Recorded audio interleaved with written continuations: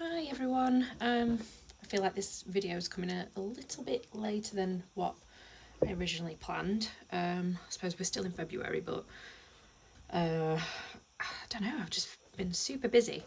So yeah, this is my pitch book look. I think that's what I'm calling it, can't remember. And this month it is all about characters. So I've gone through my bookshelves and tried to pick out books where I either really enjoy the characters, how they've been illustrated or something like that, but more than anything I've tried to pick out books that are really character led and do such a good job at portraying that character, and the reader really knows who that character is. So yeah, there's quite a few actually. I managed to pick quite a lot. So yeah, let's go straight to it. So I do apologise if it's a bit dark. It's a really dull day, and if I put my little lamp on, the light reflects too much, so hopefully you can see it in detail. So the first one I'm gonna do is the day the crayons quit. I mean, any of these would be fine. This one happens to be, oh no, it's not. I've got one that's signed by him. This is just one of the board book ones. But this is, I think, is a really good example of characters because they're crayons. They're an inanimate object, but they've got so much life and so much character. It's just incredible what he's managed to do. I know you'll all know this book and these stories, but he's just managed to get these characters, you know how they're feeling by just as simple expressions, or the fact like this one, it is bent over so he looks kind of sad. You really do. And they're so simple as well. They've got stick legs, and all of those elements really help. The eyebrows, the eye expressions, the eyebrows on that one. Yeah, it's just a simple crayon, but it really does portray an emotion and gives you a sense of the character. So yeah, that's the first one. Absolutely love them. Then I've tried to pick out some that I thought some people might not have seen before. I can't remember where I got. Oh, Salvation Army. Did I buy it or did I get it from a school book fair? It's definitely secondhand anyway. It's a really lovely story, and it's got a funny ending as well, so it's worth reading. Quite simple illustrations, but I think you really get a sense of this character throughout the story. You can tell how he's feeling, that he's not happy about this little kitten, and you really start to feel what he's feeling, and even I suppose the kitten in the story, but I feel like it's more Ginger the cat. But yeah, that's a really nice one. Next one, Owl Babies, a classic. I think maybe with this one it's the illustrations and the text that give these baby owls the character that they've got. When you're reading it, I often read it because I used to be a primary school teacher. I often read it with different voices for the different owls. So I Want My Mummy would be in a very I want my mummy kind of way, and it gave more character. So I suppose they're quite static in a way, I suppose, if that's the right word. The different characters, they're just stood there staring half of the time, but you can kind of feel what their character is through the text as well. So I thought I'd throw that one in there. The next one is this lovely one called No by Marta Altez. Gorgeous. I love her work. Yeah, this one, I've read this one so many times to my children. So it's a funny book, but which has got a character throughout the actual book. But look at these end papers. It's just character, isn't it? It's every single possible way that you could imagine that character. I mean, it's even peeing over there. I don't know if it's the same on... Yes, the same on the back as well. But yeah, it's just like a real gorgeous character study sheet. And I absolutely love it.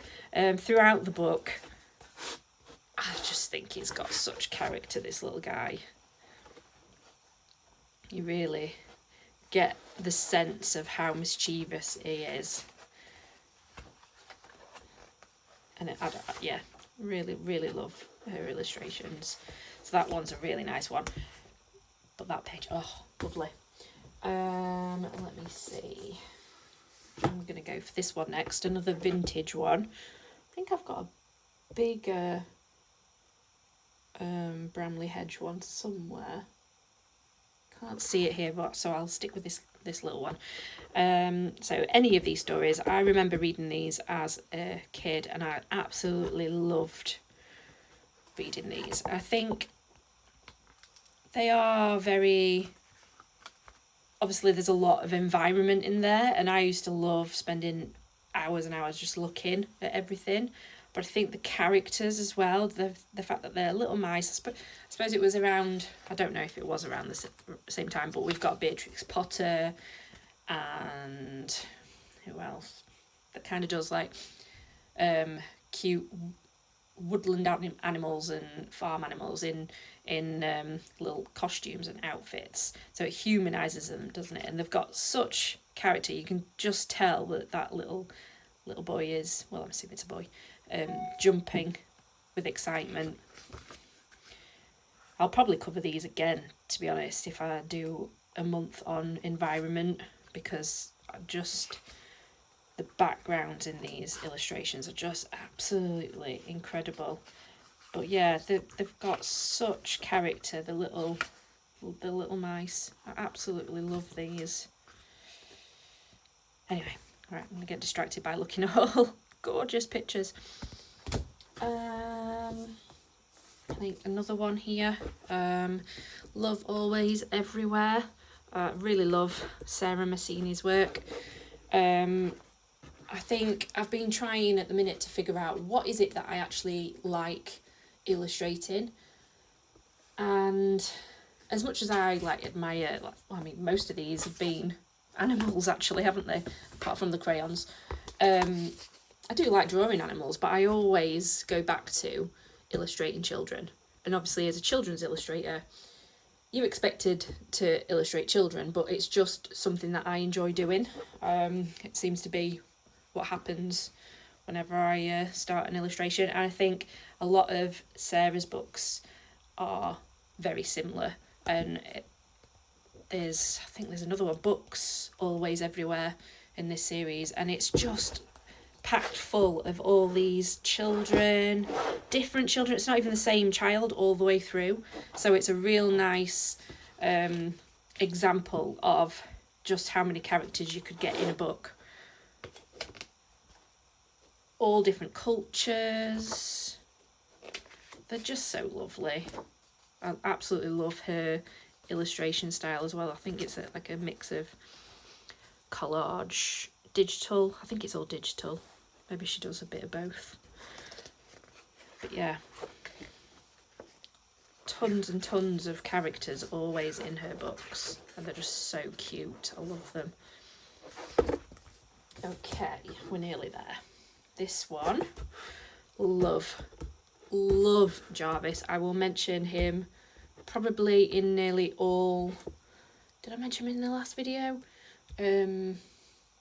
He's definitely going to appear again anyway. Just his illustration style, is the use of colour and texture. It's just, gorgeous.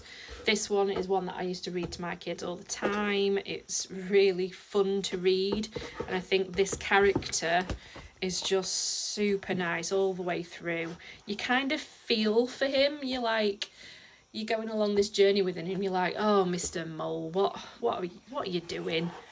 So you put into his shoes, and you're just like, oh, he's so silly. There's lots of other characters in there as well, but his character is just so nicely done. I just love his colour and stuff as well. Well, that's something else. But yeah, that's a really nice one for character. And the last book that I'm going to show you, I don't think I could have done this without talking about one of John Klassen's books. Is an absolute genius when it comes to the subtlety of how a character changes in a book. I just absolutely love it. Where is my hat? I think somewhere. So I just picked this one straight off the shelf. Just the fact that they are so simple. It's literally pretty much the same turtle. No, it's not. It's different. Tortoise turtle. They're very, very similar. Their eyes are staring right back at you. And that is most of the time the thing that changes. And it gives you such an indication of how, not only how the character's feeling, but also what they're thinking. I'm sure you'll probably be aware of the I Want My Hat Back one, where you can tell the internal monologue that character's having is like, hang on a minute, you took my hat. So it's absolutely genius. So simple, yet so full of character. That is just slyly looking back at the hat. And you know what he's thinking. It almost puts a bubble there going, hang on a minute, the hat's there. And it's just, it's absolute genius. Brilliant. Yeah, I'm sure there's loads more books that I could pick out, but I can't do an endless video. So they're some books that I thought worth talking about. Maybe there's some there that you've not seen before, although I'm sure you probably have. Yeah, hope you enjoyed that one. I'm hoping, it's a short month, isn't it? Hopefully I will get a video of me doing some character development for you. I've had a bit of a look at my lion character, which is one that I always went back to. I've done some sketches, so I might take you on that journey. I might try and do a painting from it and film that for you all. And then it's the next month. So yeah, see you all soon. Bye.